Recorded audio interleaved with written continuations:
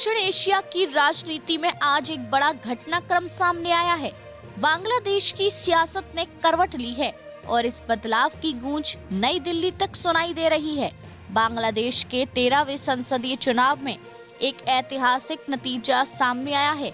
Bangladesh nationalist party यानी BNP ने bumper जीत का दावा किया है और पार्टी के नेता तारिक रहमान ने इस जनादेश को अपने नेतृत्व पर जनता के भरोसे का प्रमाण बताया है।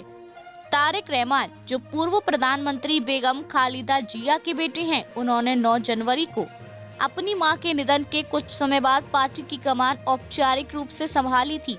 अब 12 फरवरी को हुए राष्ट्रीय चुनाव में उन्होंने 2 सीटों ढाका 70 और बोगुरा 6 से चुनाव लड़ा और दोनों ही सीटों पर जीत दर्ज की। यह चुनाव कई मायनों में बेहद अहम माना जा रहा है। 2024 के बड़े आंदोलन के बाद ये पहला राष्ट्रीय चुनाव था जिसे अंतरिम सरकार के प्रमुख सलाहकार मोहम्मद यूनुस की निगरानी में संपन्न कराया गया।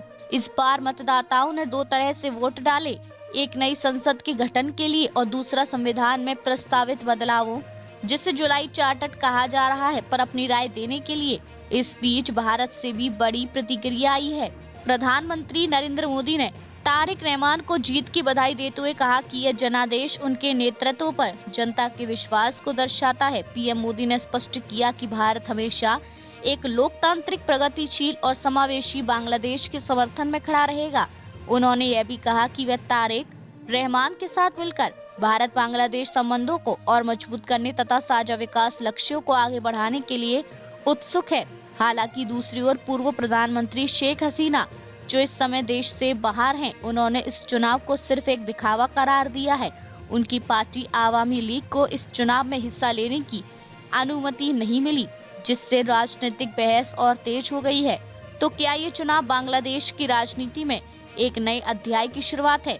अब नई दिशा देखने को मिलेगी। फिलहाल इतना तय है कि ढाका से आई यह राजनीतिक खबर पूरे दक्षिण एशिया की कूटनीति पर असर डाल सकती है।